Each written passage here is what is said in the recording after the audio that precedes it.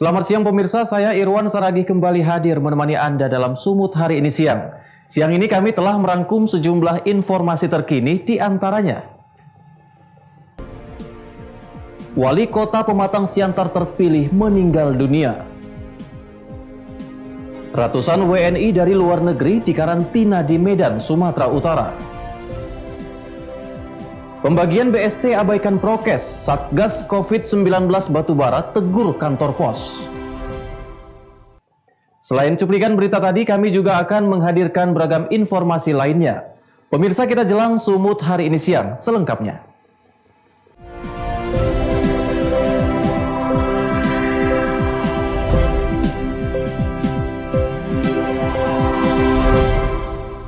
Kita ke informasi pertama pemirsa, Wali Kota Pematang Siantar terpilih Asner Silalahi meninggal dunia pada Rabu petang pukul 17.30 waktu Indonesia bagian Barat.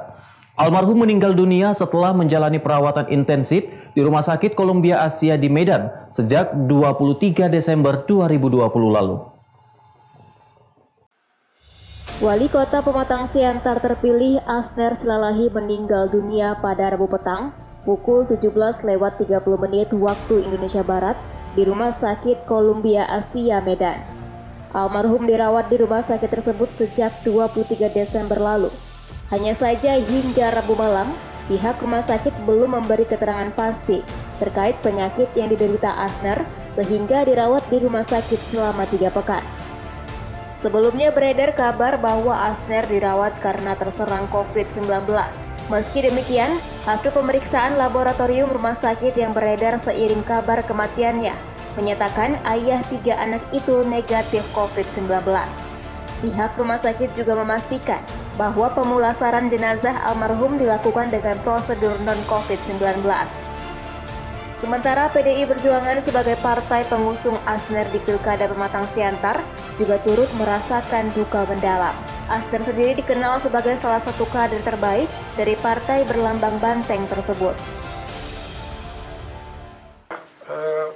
Kita sudah mendengar tadi lebih kurang jam 6 sore ya, jam 18, telepon dari DPC Siantar bahwa salah seorang kader terbaik PDI Perjuangan yaitu Insinyur Asner Silalahi telah meninggal dunia. Kemudian kita langsung konfirmasi lagi ke jajaran partai, sekaligus memberikan pemberitahuan soal kejadian itu. Tidak berselang berapa lama kita mengkonfirmasi lagi ke DPC Kota Siantar bahwa beliau meninggalnya di rumah sakit, salah satu rumah sakit di Medan. Sampai di situ dulu. Kalau informasi yang kita dapat Pak, diagnosanya apa nih Pak, si Pak Asner ini? Yang pasti hasil konfirmasi terakhir Pak Asner Silalahi berpulang karena sakit, bukan COVID. Sekali lagi bukan seperti isu tadi. Kita sudah mendapat informasi di fraksi bahwa beliau meninggal karena menderita penyakit yang bukan COVID. Sebagaimana diketahui, Asner Silalahi adalah calon tunggal wali kota Pematang Siantar pada Pilkada 2020. Dia berpasangan dengan Susanti Dewayani sebagai calon wakil wali kota Pematang Siantar. Pasangan ini memenangkan Pilkada Pematang Siantar pada 9 Desember lalu melawan Kota Kosong. Daniel Pekwali melaporkan untuk Evarina TV.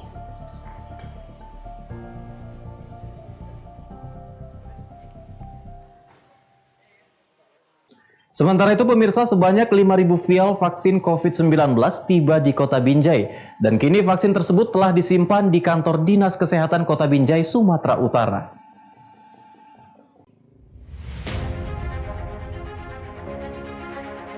Sebanyak 5.000 vial vaksin COVID-19 hari ini tiba di kantor Dinas Kesehatan Kota Binjai yang berada di Jalan Ikan Hiu, Kelurahan Tanah Tinggi, Kecamatan Binjai Timur, Kota Binjai, Sumatera Utara. Vaksin COVID-19 yang kini disimpan di kantor Dinas Kesehatan Binjai akan dijaga oleh pihak kepolisian. 5.000 vial vaksin diambil dari gudang farmasi Dinas Kesehatan Sumatera Utara, Jalan Tamrin, Kota Medan.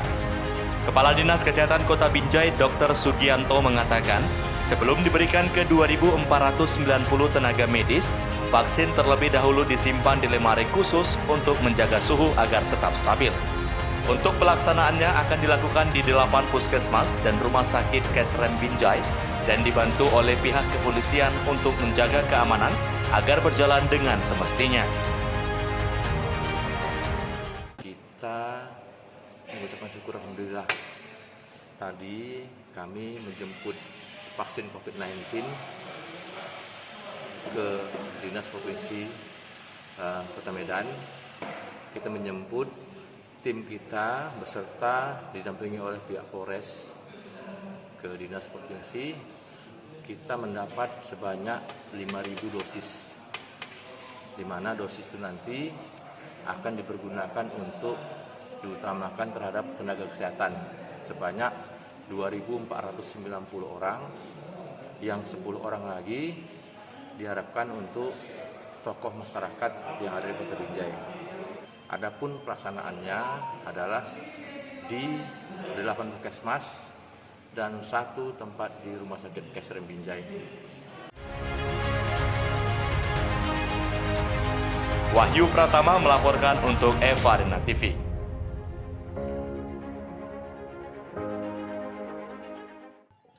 Informasi berikutnya pemirsa, 1 unit mobil dinas milik Badan Pengelolaan Pajak dan Retribusi Daerah Kabupaten Batubara dengan nomor plat polisi BK 8004BB ludes terbakar saat melintas di Jalan Tol Medan Tebing Tinggi kilometer 83 hingga 84, persisnya di kawasan Kecamatan Seibamban, Kabupaten Serdang Bedagai, Sumatera Utara. Tidak ada korban jiwa dalam peristiwa tersebut, namun kerugian material diperkirakan mencapai ratusan juta rupiah.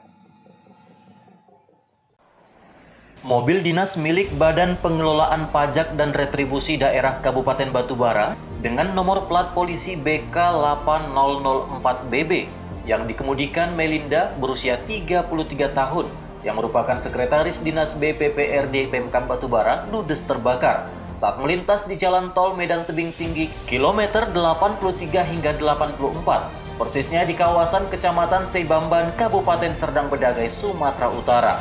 Mobil yang dikemudikan Melinda datang dari arah pintu tol Tebing Tinggi menuju gerbang tol Medan dengan membawa 5 orang penumpang. Setibanya di lokasi kejadian, dirinya mendengar suara letusan keras dari bagian bawah mobil, kemudian disusul dengan kemunculan kepulan asap serta percikan api. Melihat kejadian ini, seluruh penumpang yang ada di dalam mobil tersebut bergegas keluar untuk menyelamatkan diri. Sesaat kemudian, mobil tersebut pun kemudian terbakar. 1 unit mobil pemadam kebakaran dari Pemkab Serdang Bedagai tiba di lokasi kejadian dan berhasil memadamkan kobaran api tersebut. Kasat Lantas Polres Serdang Bedagai AKP Agung Basuni menjelaskan, tidak ada korban jiwa dalam peristiwa kebakaran ini, namun kerugian sekitar 120 juta rupiah.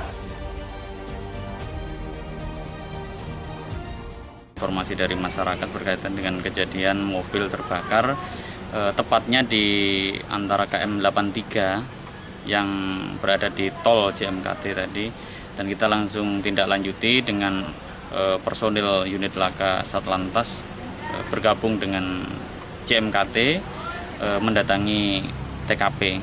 Kita laporkan bahwa kronologis kejadian memang dari keterangan dari pengemudi atau sopir ini, pada saat mengemudi tiba-tiba ada letupan kecil di bagian depan, kemudian memperlambat kecepatan dan dilihat ternyata ada timbul asap dan diduga ada timbul percikan api juga, namun masih kita dalami juga keterangan dari pengemudi dan seluruh penumpang akhirnya keluar menjauh dan terjadilah kebakaran. Tidak ada korban jiwa dalam kejadian ini, dan barang bukti sudah kita amankan di Satlantas Polres Serdang Bedagai. Untuk kerugian karena ini mobil double kabin itu sekitar 120 juta, namun secara lebih rinci lagi nanti akan kita cross check kembali, dan sementara pengemudi juga saksi masih kita mintai keterangan. Adapun dugaan sementara penyebab kebakaran diakibatkan korsleting. Guna penyelidikan lebih lanjut, 1 unit mobil milik Pemkab Batubara tersebut telah diamankan di unit Laka Lantas Polres Serdang Bedagai. Abdul Malik melaporkan untuk Evarina TV.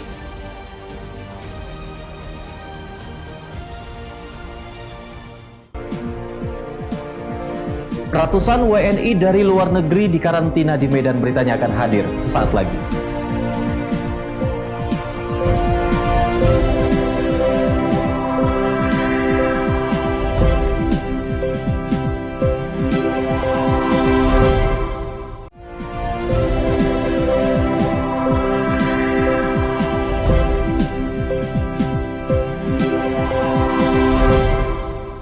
Terima kasih Anda masih bersama kami pemirsa. Ratusan warga negara Indonesia yang baru pulang dari luar negeri melalui Malaysia dan Singapura menjalani karantina di 5 lokasi di Medan. Mereka menjalani karantina selama 5 hari guna mengantisipasi penyebaran COVID-19. Dalam sepekan terakhir, lebih dari 800 WNI yang baru pulang dari luar negeri dikarantina di 5 lokasi di Medan. Kebanyakan dari mereka adalah WNI yang baru pulang melalui Malaysia dan Singapura. Kebijakan tersebut ditempuh seiring diperketatnya penjagaan dan pengawasan di pintu-pintu masuk ke Indonesia, termasuk yang melalui Sumatera Utara. Ratusan WNI yang dikarantina tersebut merupakan titipan kantor karantina pelabuhan yang bertugas di Bandara Kuala Namu. Kepala Dinas Kesehatan Sumatera Utara Alwi Mujahid Hasibuan menyebut, sebelum dikarantina, ratusan WNI yang baru pulang dari luar negeri tersebut wajib menjalani swab test dan serangkaian pemeriksaan kesehatan lainnya. Melalui swab tersebut, sejumlah orang ditemukan hasilnya positif dan langsung menjalani isolasi di Rumah Sakit GL Tobing. Adapun 5 lokasi yang menjadi tempat karantina para WNI tersebut, yakni Hotel Putra Mulia, Hotel Grand Darussalam, Hotel Madani, Gedung BPSDM Sumatera Utara, dan Gedung LPMP Sumatera Utara. Para WNI tersebut juga diwajibkan menjalani karantina selama 5 hari sebelum diizinkan kembali ke kediamannya masing-masing. Pola seperti ini berlangsung setiap kali WNI yang pulang dari luar negeri tiba di Bandara Kuala Namu. Berjalan lebih dari seminggu ini ya, jadi kita begitu mereka masuk, kita periksa kesehatannya, kemudian kita swab semuanya, dan diisolasi selama 5 hari sesuai dengan aturan surat edaran nomor berapa itu ya. Kondisinya seperti apa kali? Nggak apa-apa kali?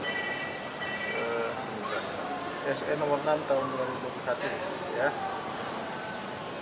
Ada berapa orang yang diisolasi dan ini kan berjalan terus. Hari ini kalau nggak salah akan datang 115 orang. Nanti dalam 5 hari dia keluar. Yang kemarin itu apa? Yang kemarin itu nanti yang udah masuk lihat berapa hari. Jadi ini dari seminggu lebih ini. sejauh ini hasilnya masih negatif semua dari mereka yang datang dari ada yang positif. Kalau positif itu kita isolasi di Rumah Sakit GL Tobing. Itu sudah berjalan. Dari sepekan ini Pak Aryo ada berapa ratus sudah yang datang dari luar negeri dan harus kita isolasi Pak? Jadi kalau ratusnya kita yang langsung menerima di lapangan ini kan KKP, kemudian dikirim ke kita untuk diawasi selama 5 hari. Ada sampai 800 Pak ini? Saya rasa ada itu, sudah ada 800 karena udah seminggu lebih kan. Rata-rata datangnya itu 100-an, 120, ada yang bahkan 180 pernah. Termasuk warga negara asing, sejumlah warga negara asing Pak? Iya, tapi warga negara asingnya dari setiap penerbangan yang masuk itu sedikit. Selain WNI, ada juga sejumlah warga negara asing yang ikut dikarantina sementara di lokasi-lokasi tersebut. Hal ini dilakukan sebagai upaya pencegahan penyebaran COVID-19, termasuk mengantisipasi penyebaran varian baru COVID-19 yang sudah ditemukan di sejumlah negara. Daniel Pekwali melaporkan untuk Evarina TV.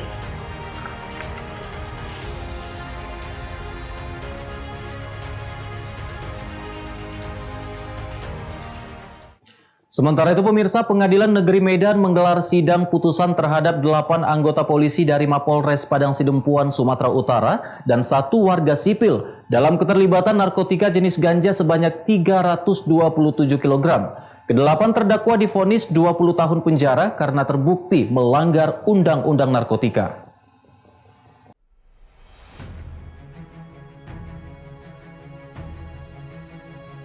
Inilah ke-8 terdakwa oknum polisi diantaranya BWS, BRMS, AMPB, BAP, BDAAH, BRH, BAFL, dan BAD.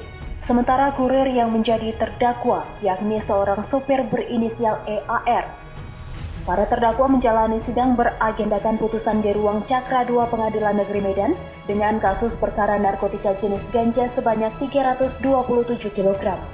Dalam sidang yang dilaksanakan secara virtual tersebut, Majelis Hakim Pengadilan Negeri Medan menjatuhkan vonis hukuman kepada para terdakwa masing-masing 20 tahun penjara dan denda 1 miliar rupiah dengan subsidiar 6 bulan kurungan penjara. Para terdakwa terbukti melanggar Undang-Undang Narkotika Pasal 114 Ayat 2, Junto Pasal 132 Ayat 1, Undang-Undang Republik Indonesia Nomor 35 Tahun 2009. Majelis Hakim juga menyebutkan, kasus peredaran narkotika jenis ganja tersebut berawal saat terdakwa EA menerima pekerjaan dari seorang DPO pada awal Februari 2020 lalu untuk menyerahkan 15 karung ganja dengan harga total 400 juta rupiah. Ganja tersebut kemudian dibawa dan disimpan di gudang di kawasan Jalan Alboin Huta Barat, Kecamatan Padang Sidempuan. Mengetahui adanya peredaran narkotika jenis ganja ini, Tim Gabungan Polres Padang Sidempuan dan Polda Sumatera Utara melakukan penggerebekan dan menemukan ratusan kilogram barang haram yang melibatkan 8 oknum polisi yang bertugas di Mapolres Padang Sidempuan tersebut. Iya. Ini putusan yang lebih rendah dibanding tuntutan kita kemarin seperti apa? Sikapnya seperti apa, Bang? Sikap kami selaku JPU setelah mendengarkan putusan Majelis Hakim tadi akan kami laporkan kepada pimpinan kami untuk tindak lanjut sebagaimana. Nah, itu jawaban saya untuk ini. Saya akan lanjuti laporan ini kepada pimpinan nanti biar pimpinan menentukan sikap. Ada perbedaan tuntutan dan putusan nih Pak, bisa dijelaskan Pak? Ada perbedaan di dalam unsurnya sama, cuma dalam bentuk hukumannya variasi berbeda dengan dari kita. Kalau masalah itunya nanti kami harus konsultasi sama pimpinan kami bagaimana tidak lanjutnya. Tuntutan terberat kita hukuman mati kemarin ya Pak? Apa? Tuntutan terberatnya hukuman mati ya Pak? Iya, kemarin ada hukuman mati kita tuntut untuk 2 orang, yaitu sama Witno Suhito dengan Edianto Ritonga alias Yaya. Kemudian untuk Maratua hukuman seumur hidup dan selebihnya 6 orang lagi itu hukumannya 20 tahun penjara, denda 1 miliar, subsidi 6 bulan. Akan tapi tadi putusannya berbeda.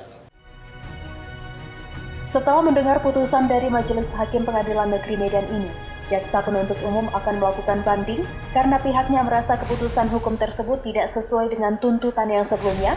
2 terdakwa dituntut hukuman mati, sedangkan lainnya seumur hidup dan 20 tahun penjara. Wahyu Pratama melaporkan untuk Evarina TV. Kita beralih ke informasi lainnya, pemirsa. Dinas Kesehatan Provinsi Sumatera Utara mulai mendistribusikan vaksin COVID-19. Pada tahap pertama ini, 3 daerah menjadi prioritas, yakni Kota Medan, Binjai, dan Kabupaten Deli Serdang.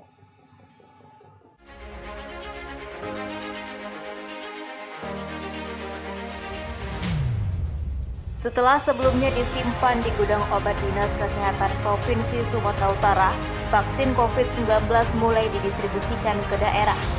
Pada tahap pertama ini, Dinas Kesehatan Provinsi mendistribusikan vaksin ke 3 daerah prioritas, yakni Kota Medan, Binjai, dan Kabupaten Deli Serdang. 3 daerah ini diketahui sebagai penyumbang terbanyak kasus positif COVID-19 di Sumatera Utara. Total ada 34.060 vial atau dosis yang didistribusikan.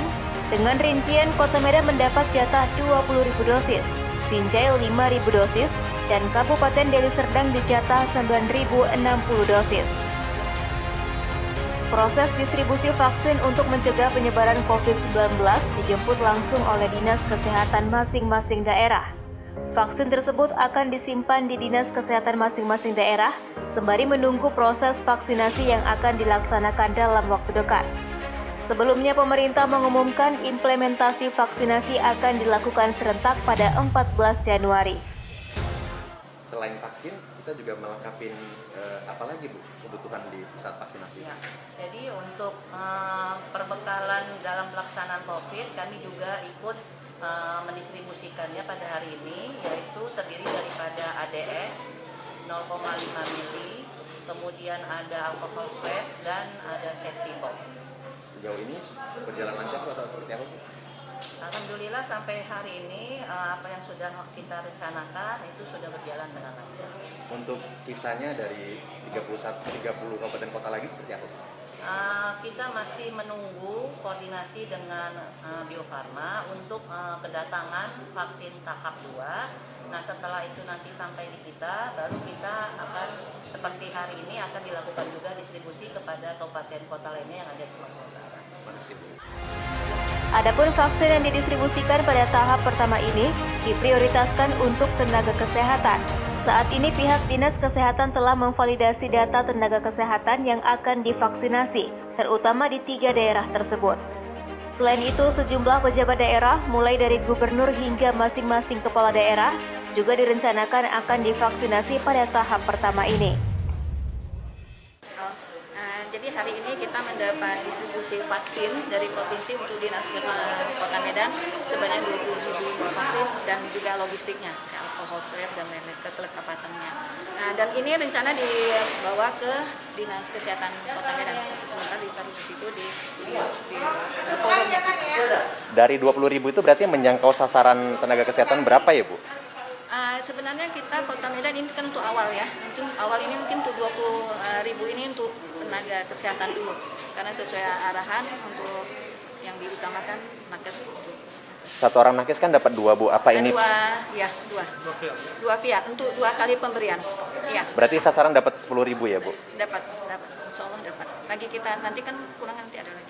Bu, ini untuk jajaran Dinas Kesehatan Medan saja atau termasuk rumah sakit swasta seperti? Semuanya, yang ada di Dinas Kesehatan dan juga yang ada di Kota Medan, nakes yang ada di Kota Medan, termasuk rumah sakit yang sudah mendaftarkan anggotanya. Adapun dalam implementasi vaksinasi tersebut, Dinas Kesehatan telah melatih sedikitnya 1.500 vaksinator, baik dokter, perawat maupun bidan. Para tenaga medis disebar di seluruh daerah di Sumatera Utara untuk melakukan vaksinasi sebagai upaya mencegah penyebaran COVID-19. Daniel Pekwali melaporkan untuk Eva Rina TV.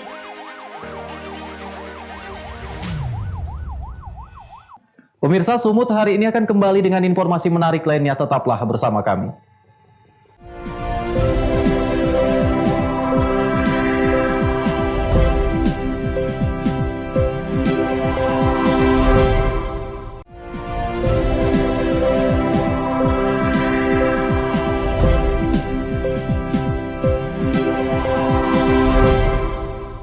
Terima kasih Anda masih bersama kami pemirsa. Satuan Tugas Penanganan COVID-19 Batubara Sumatera Utara menegur pihak kantor pos Kecamatan 50 Batubara dikarenakan mengabaikan protokol kesehatan saat pembagian bantuan sosial tunai.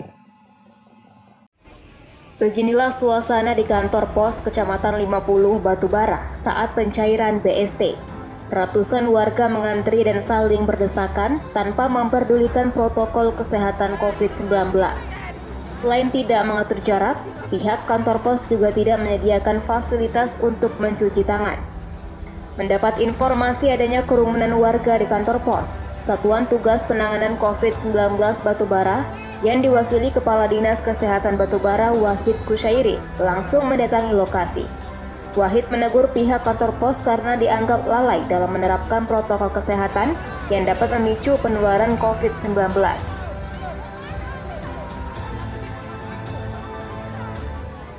Juga bahwa kebetulan setelah liburan tahun baru Natal ini tahun baru itu kenaikan kasus di daerah kita ini terus meningkat. Oleh karena kami dari jajaran Satgas Covid Kabupaten Batubara tentu menghimbau, mengingatkan instansi-instansi atau area-area publik untuk senantiasa menertibkan lokasinya. Pertama, pengunjungnya itu harus senantiasa memakai masker, menjaga jarak minimal 1 meter, menyediakan fasilitas cuci tangannya harus ada begitu. Kalau tidak ada ya hand sanitizer, paling nggak cuci tangannya dengan sabun itu harus cukuplah untuk area ini. Jadi kapasitas area ini berapa dihitung, maka sebesar itulah yang boleh berkunjung di sini. Diatur sedemikian rupa sehingga tidak menimbulkan kerumunan-kerumunan. kalau kerumunan ini terus berlangsung, kemungkinan masyarakat kita terpapar itu akan lebih besar lagi. Saya kira itu. Pak mengimbau tentu mengingatkan kembali instansi ini untuk senantiasa menerapkan ini. Nanti akan kita buat surat langsung kepada yang bersangkutan. Menurut Wahid, Satuan Tugas Penanganan COVID-19 Batubara akan menyampaikan surat imbauan dan teguran tertulis kepada pihak kantor pos 50. Wahid juga meminta agar pihak kantor pos berkoordinasi dengan Satuan Tugas Penanganan COVID-19 saat jadwal pembagian BST. Taufik melaporkan untuk Eva Rina TV. Sementara itu pemirsa, Dinas Kesehatan Kabupaten Batubara menggelar pencanangan gerakan bersama Pekan Penimbangan Balita atau Gema Pelita yang digelar secara serentak di setiap posyandu di Kabupaten Batubara.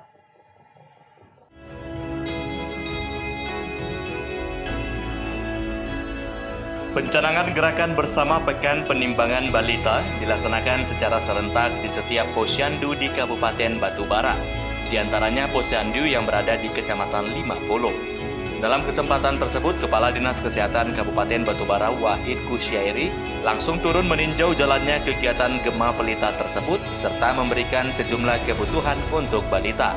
Terlihat para orang tua bersama balitanya antusias mengikuti kegiatan Gema Pelita yang bertujuan sebagai pemantauan pertumbuhan dan perkembangan balita sehingga dapat intervensi dalam penurunan stunting. Penimbangan balita yang dilaksanakan selain untuk menjaring masalah kesehatan secara dini juga dapat dijadikan metode pemantauan pertumbuhan yang dapat menggambarkan kondisi gizi balita.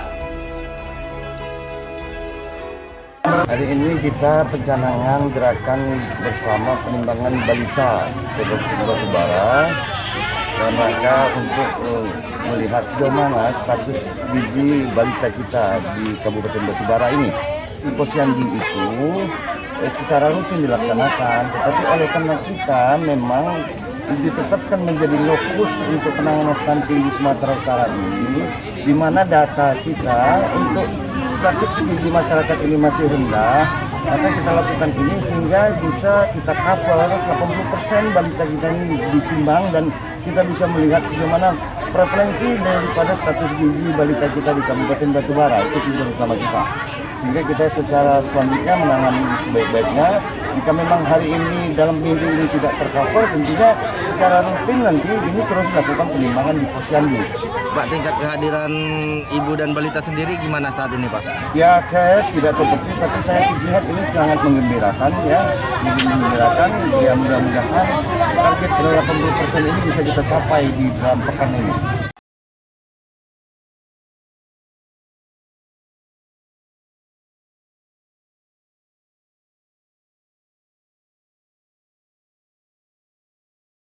Pemirsa, informasi tadi sekaligus mengakhiri pertemuan kita dalam Sumut hari ini siang. Saya Irwan Saragih, mewakili kerabat kerja yang bertugas, pamit undur diri dari hadapan Anda. Terima kasih atas kebersamaan Anda dan sampai jumpa.